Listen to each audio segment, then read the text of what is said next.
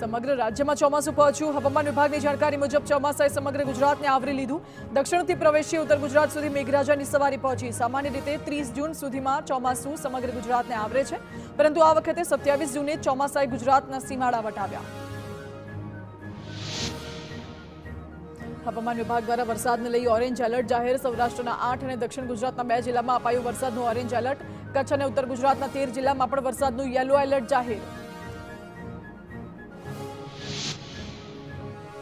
આગામી 6 દિવસ રાજ્યમાં ધોધમાર વરસાદના એંધાણ। 10 થી વધુ જિલ્લામાં ભારેથી અતિભારે વરસાદની આગાહી। રાજ્યના તમામ ભાગોમાં સાર્વત્રિક વરસાદનું અનુમાન। હવામાન વિભાગ દ્વારા સેટેલાઇટ મેપ જાહેર કરાયો, જેમાં સિઝનનું અત્યાર સુધીનું સૌથી મોટું વરસાદી વહન આવતું જોવા મળ્યું। સૌરાષ્ટ્ર અને દરિયાકાંઠાના જિલ્લાઓ તરફ વાદળોનું પ્રચંડ વહન આવી રહ્યું છે આગળ। દરિયાકાંઠાના જિલ્લાઓ તરફ વરસાદી વાદળો આવતા મેઘરાજા સૌરાષ્ટ્રને ઘમરોળી શકે।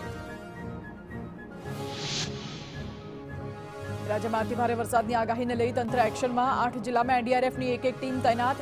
અતિભારે વરસાદની સ્થિતિને પહોંચી વળવા લેવાયો નિર્ણય। 8 જિલ્લામાં વરસાદ ખાનાખરા વિસર્જે તો એનડીઆરએફ તાત્કાલિક મોરચો સંભાળી શકે તે હેતુથી ટીમો ડિપ્લોય કરાઈ। પોરબંદરમાં માછીમારોને સમુદ્રમાં નહીં જવા હવામાન